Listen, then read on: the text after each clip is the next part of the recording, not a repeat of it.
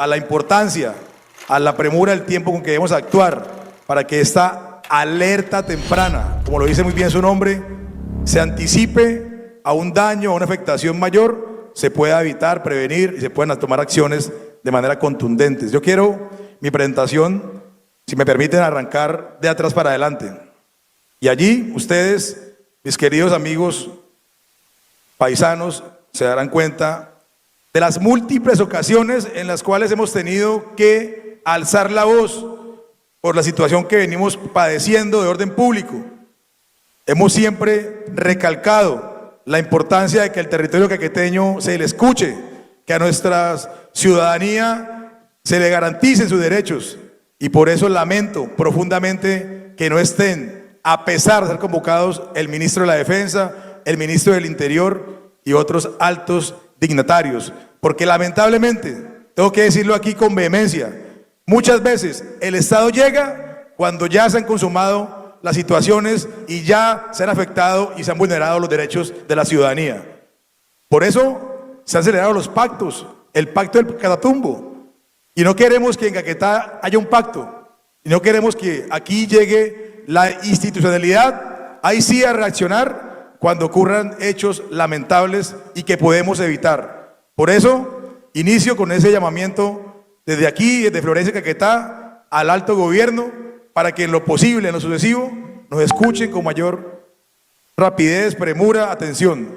Y esas imágenes que ustedes han visto en la presentación que decidí iniciar, de atrás para adelante, tiene una línea de tiempo cronológica, en donde hemos participado en los debates, en la plenaria, alzando la voz, cuando hemos necesitado realmente que nos escuchen en razón a las situaciones que hemos conocido y que todos conocemos porque la hemos vivido en nuestro departamento.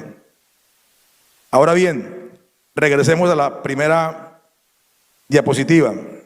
El contexto de esta sesión, ya lo decía tanto Duvalier como el gobernador, pero es bueno también decirlo, y qué bueno, gobernador, que usted haya dejado la sesión del OCAT por estar con nosotros. Se lo agradezco de corazón, porque eso da muestra de su compromiso institucional, de articulación, de importancia de las problemáticas que vive nuestro territorio. Se lo agradezco de verdad.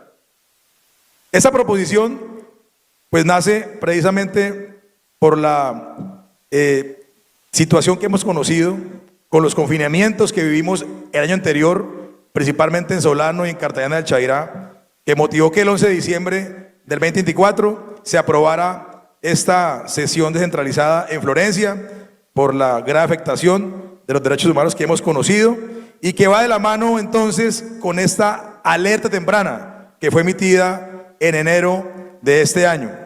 Allí podemos evidenciar entonces que nuestro departamento ha sido un departamento históricamente golpeado por el conflicto armado, por la violencia que se ha ensañado con nuestro territorio, con nuestras gentes. Yo lo decía muy bien William Wilches, quien estuvo compartiendo el almuerzo con nosotros, ese historiador caqueteño que tiene el conocimiento, ha venido generando toda una información de memoria histórica y es un referente hoy a nivel nacional, y como nos decía que la violencia en Caquetá data del año 50, cuando llegó aquí mucha gente huyendo del conflicto armado, de la violencia partidista, perdón. Y por eso hoy encontramos unos hechos victimizantes que ascienden a la suma de 430.000, escuchen bien, 430.000 caqueteños que han sido víctimas del conflicto armado. Y eso me obliga a pedirle a todos ustedes que nos levantemos y elevemos un minuto de silencio por nuestras víctimas que ha dejado este conflicto en Caquetá. Entonces, conocemos que esta alerta vincula 5 municipios que son considerados como críticos, como lo es Cartagena del Chairá, Curillo, San José del Fragua, San Vicente del Caguán y Solano.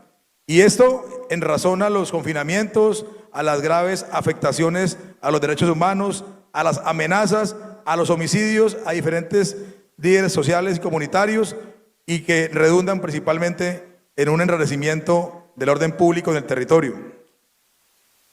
Vemos que el hecho victimizante que más se presenta en el territorio es el desplazamiento forzado, y no en vano ese 45-40% de la población caqueteña se considera víctima, porque principalmente ese es el principal hecho que afecta a nuestra población.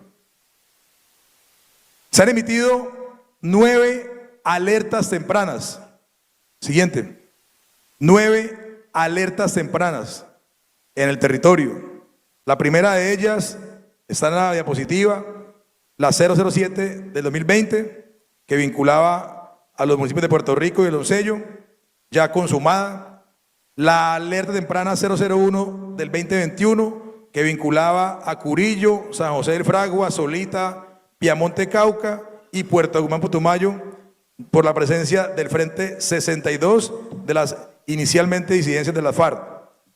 La alerta temprana 11 del 22 de inminencia, que vinculaba a la Montañita, Cartagena del Chairá, el Paujil y Solano, en razón de la incursión violenta del grupo Comandos de la Frontera.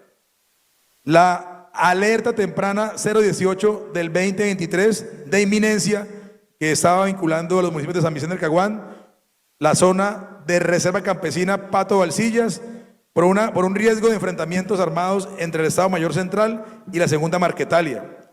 La alerta temprana 019-2023 de riesgo extremo en San Vicente del Caguán, La Montañita, Cartagena del Chairá, San José del Fragua, Curillo, Solano, riesgo alto para Puerto Rico, El Paujil, Florencia y Milán, porque había un riesgo hacia los líderes y lideresas, así como los defensores y defensoras de derechos humanos. La alerta temprana 029 del 2023, perdón, 029, sí, de inminencia, que vinculaba a Puerto Rico, Santana Ramos y La Paz, y zonas cercanas al Huila y San Vicente del Caguán, por la disputa armada del Estado Mayor Central y la Segunda Marquetalia. La alerta temprana 007 del 2024, que establece que es todo el bioma amazónico por la presencia de grupos armados ilegales sucesores del mismo. La alerta temprana 023 del 24 de inminencia en Cartagena del Chairá, inspección de Remolinos del Caguán, núcleos 1 y 2, disputa armada entre el bloque Jorge Suárez Briceño, alias Calarcá, el bloque Amazonas, Manuel Marolanda Vélez, alias Iván Mordisco, y la última que tenemos y está vigente y es la alerta temprana 001 del 2025 de inminencia, que vincula a 7 departamentos, Caquetá, Putumayo, Guaviare, Cauca, entre otros, pero que en nuestro departamento los 5 municipios ya mencionados. ¿Y por qué existen enfrentamientos entre facciones disidentes del Estado Mayor Central, Calarcá versus Iván Mordisco? Es decir, hemos desde el año 2020 hasta la fecha visto cómo esa línea de tiempo nos demuestra cómo arranca la confrontación, cómo arranca esa disputa territorial que aún persiste, y pareciera, Duvalier, que esas alertas tempranas se han convertido simplemente en documentos ilustrativos. Y lo decíamos en una sesión de la comisión, cómo darle herramientas, cómo darle dientes para que esos documentos, esas alertas tempranas realmente tengan un cometido principalmente de evitar la consumación de riesgos y la afectación del conflicto de los derechos humanos de la comunidad. Actores armados claves, ya sabemos, Estado Mayor Central, bloques y frentes comandado por alias Calarcá Córdoba, que se encuentra en negociación activa con el gobierno desde octubre del año 2023, con cese al fuego hasta el próximo mes de abril. Y es el primer llamado para el doctor Camilo González Pozo. ¿Qué va a pasar? ¿Qué va a pasar después de abril? Con todo lo que ha venido ocurriendo, con todo lo que ha venido denunciando la ciudadanía, con las cifras de extorsión que, si bien es cierto, no son todas las que conocemos, pues son cifras con subregistro. ¿Qué va a pasar con esas cifras también con subregistro de reclutamiento de menores que ya hemos conocido en el territorio? Si vamos a continuar entonces con la mesa y teniendo allá como actor principal sentado a alias Calarcá Córdoba, o vamos a condicionar el continuar con este proceso para revisar qué va a acontecer en el futuro. Estado Mayor Central, al mando de alias Iván Mordisco, abandonaron en negociación en el 2024. Los comandos de fronteras en negociación en crisis por la captura de alias Araña, lo conocemos todos, fue una noticia nacional. Segunda Marquetalia con Iván Márquez y la coordinadora bolivariana del Pacífico por Walter Mendoza. Es decir, Eran las FARC, luego eran 2, la de Mordisco, la de Calarcá, ahora son 5. ¿Qué va a pasar? ¿Qué va a pasar? Y sobre todo con uno de los 5 que está sentado en la mesa de negociación y diálogo. De modo que, pues el contexto ya lo dio el gobernador, toda la afectación que ha venido ocurriéndose, pero sí quiero referirme a lo que considero que ha sido lo más grave del año anterior, y está en la diapositiva siguiente. Los 3 paros armados con restricciones a la movilidad que afectaron a las comunidades campesinas, comunales, étnicas de los ríos Orteguaza, Caquetá, Bajo Caguán, y me refiero a lo ocurrido en Solano, hacia el Putumayo, y en el Guamo, en Cartagena del Chairá, donde todos conocimos, y fue noticia regional, cómo el bloqueo de víveres, de medicamentos, de poder las personas enfermas salir del territorio, se generó durante más de un mes. Y aquí, digamos, no sabemos al final de cuentas cuál fue la motivación del confinamiento. Se hablaba que era para movilizar tropas de un lado a otro, se hablaba porque iba a haber disputa en el territorio, pero es bueno también que de pronto el doctor Camilo González nos cuente acerca de qué fue lo que ocurrió o cuál fue el trasfondo de esa situación. Al menos 4.280 personas secuestradas, confinadas en el territorio. Otra vez, desplazamientos masivos que conocimos de Cartagena del Chairá, del Caserío del Guamo, y sobre todo lo ocurrido con el espacio territorial de capacitación y reincorporación ETCR Miravalle, que lo escuchábamos hace una semana con los compañeros del capítulo del territorio. ¿Qué va a pasar con ellos? ¿Se van a quedar en Doncello? ¿La ANT va a entregar otro predio? Son preguntas que quisiéramos saber, o por lo menos que esta mesa, esa comisión pudiésemos escalar al nivel nacional, porque ha sido bien complicado. Lo demás son cifras que aquí conocemos casi todo el mundo, acerca de los homicidios en el año pasado, los 32 líderes sociales asesinados, los 247 amenazas documentadas contra defensores de derechos humanos, líderes comunales y campesinos, los 273 casos de violencia basada en género registrados, y sobre todo algo que es lamentable y triste, otra vez las víctimas por las minas antipersonales y artefactos explosivos. Una tragedia que para cualquier persona, digamos, acaba con su vida, con su integridad física, con su integridad moral.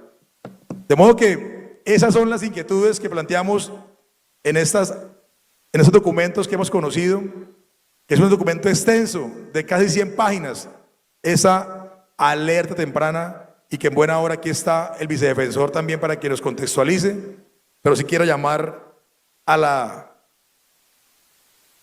que nos hagamos una reflexión como caqueteños. ¿Hacia dónde vamos? ¿Qué va a pasar en el futuro inmediato? Y cómo debemos, desde nuestras posibilidades, desde nuestra orilla, desde nuestra capacidad, desde nuestro liderazgo, exigir mayor presencia del Estado en el territorio. Yo hoy lo exijo, hoy levanto mi mano y lamento, una vez más lo digo, que no estén aquí sentados el ministro de la Defensa, el ministro del Interior y demás invitados que enviaron delegados.